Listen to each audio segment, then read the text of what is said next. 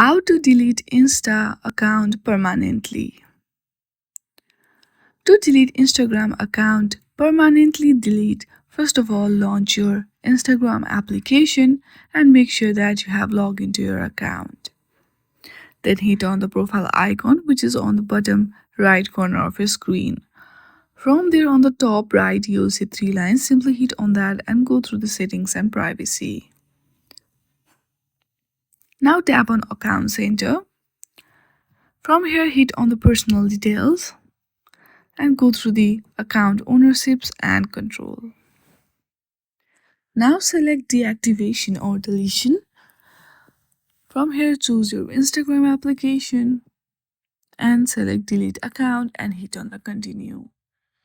In this way you can easily delete Instagram account permanently. I hope you like this video. If you like this video then please do not forget to like and subscribe to our channel. Thank you for watching.